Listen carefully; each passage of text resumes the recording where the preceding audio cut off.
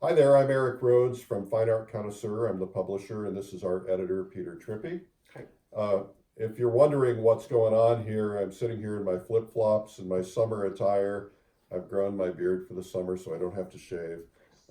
Peter's growing some hair on top of his head, so he doesn't have to shave. Looking good. And we we're together, spending some time together in the summer. We're on the porch by the lake. You might hear a boat go by, and we were kind of chatting about some planning. Even though we're here to relax, we did do a little planning, and we've been doing some planning for the Figurative Art Convention and Expo, which we call FACE, which is coming up in Williamsburg, Virginia. And I thought it'd be a good opportunity to grab Peter and just kind of talk about what we're going to do for a minute. And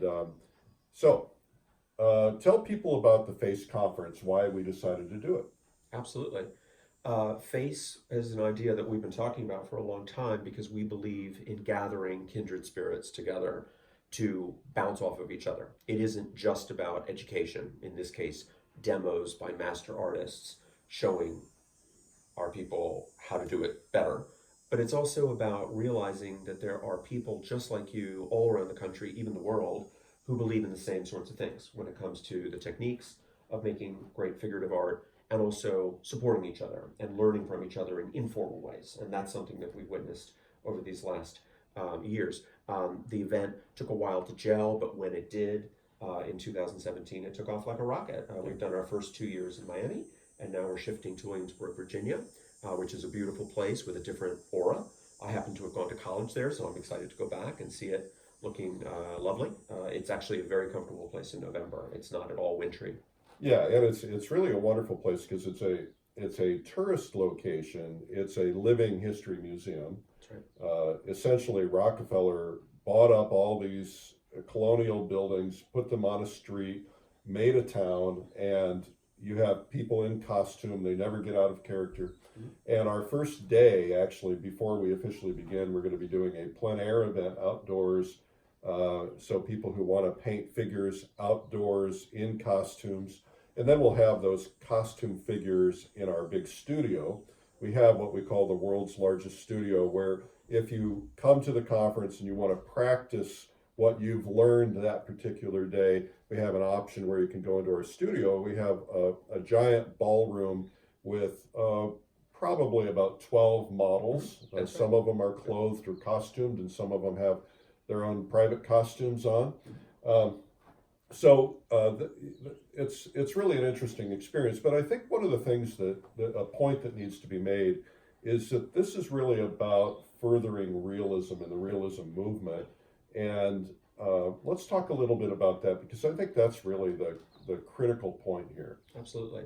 That notion of trying to realize that everybody is moving in the same direction, that we can have more coherence and more joy if we actually know what the others are up to, that you're not just meeting the master artists and even collectors and dealers who turn up too. But also bouncing off of each other. And of course, the magazine team is there in force to support the registrants with project ideas or advertising or whatever might be needed down the line. The expo hall is filled with amazing vendors of art supplies who are also kindred spirits. They know this material so very well, Right. and they want to share ideas with the registrants too. It's not just selling stuff. Obviously, that can be done online. This is different because you really get to riff with them. Yeah. Well, we think the realism movement is so important. Of course, we've devoted Fine Art Connoisseur magazine to it. Peter and I have been together at that magazine for 13 years, That's right. and the magazine is a little bit older than that. And we have really tried to accelerate the movement, give it exposure, help collectors understand the movement.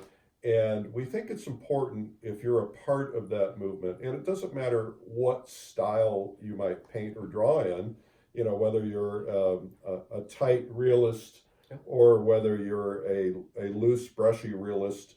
The idea is that we're in this time when realism is becoming re-embraced, if you Completely. will, after becoming somewhat unpopular in the art world. And together, we're trying to kind of promote it.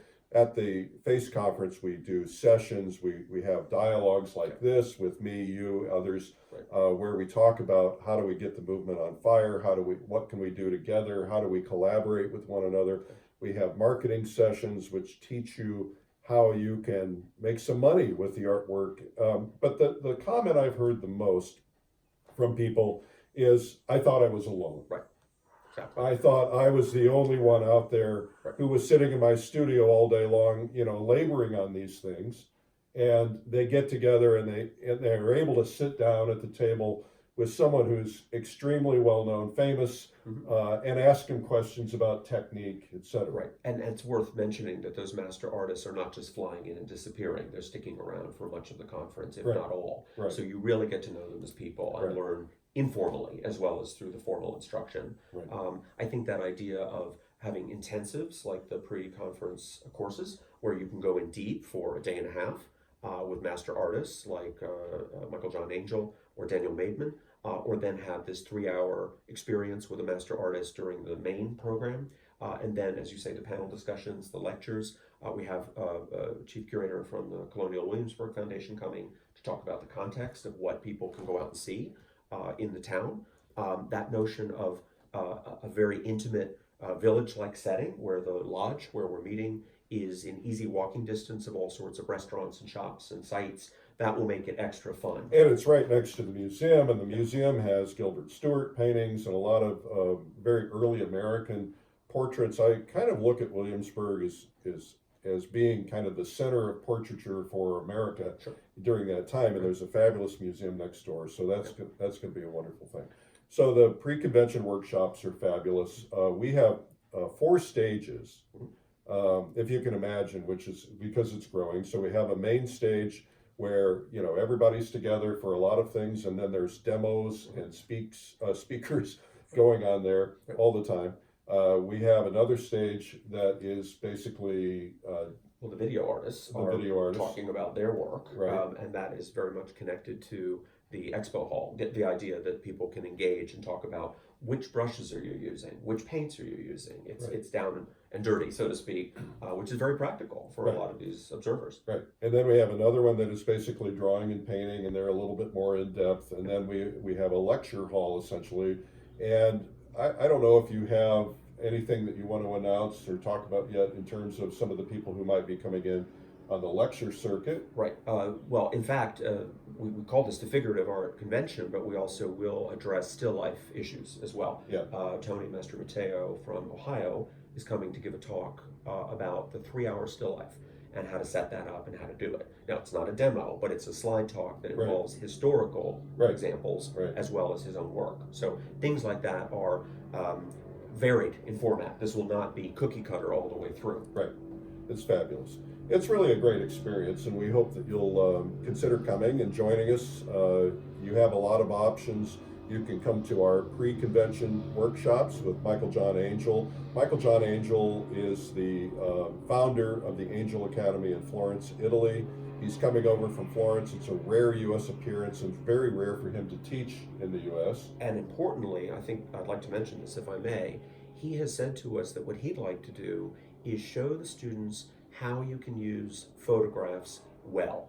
That's something that we don't often hear in the world of realism in so many words. We all understand that photographs are in the background of our work, but in this case, he's going to say, no live model, please. Let me show you how to make a photograph come alive in my world. And that, I think, will complement Daniel Maidman, who's leading the other pre-convention course, which is very much about drawing the figure from the live model. So there's that balance. We're not in any way closed-minded here about techniques. Well, what he was saying, I was reading the email dialogue that the two of you were having, and what he was saying is that most of us are not in a position where we can pay for live models all the time or have access to them all the time, and yet we don't want our paintings to look photographic or to have the values are off and the form is off, and so he's really going to talk about that. And of course he's taught that for many years at his school. He has, and I should add that when you look at his finished paintings, they look nothing like photographs, but he has nonetheless made that leap in his way forward. Right. Well, and I think that's one of the things that's nice about this is you get a variety, Yeah. right? So it's kind of like a sampler program. You get to watch demos from different styles, and we all get a little set in our ways. And of course, if we go to a particular school, they may say, "Look, this is the way we do things Sure. here," and that's okay. That's fine. You want to stick to something. But at the same time, it's nice to be able to get exposed to see, well, here's how this person does it. And the other thing that I heard a lot was, I didn't think I was going to like this artist because his or her style wasn't like my style. Right. But I learned a couple of things from that artist and watching their demo that really helped me inform my own work. And that is so valuable. That is unexpected and a kind of bonus that you realize that you're opening yourself up to something that is not on your normal radar. Yeah. Yeah. Well, we hope you'll join us, the Figurative Art Convention and Expo, FACE, coming up in November in Williamsburg, Virginia. I'm Eric Rhoads from Fine Art Connoisseur. That's Peter Trippi. Okay, visit us at figurativeartconvention.com. Bye.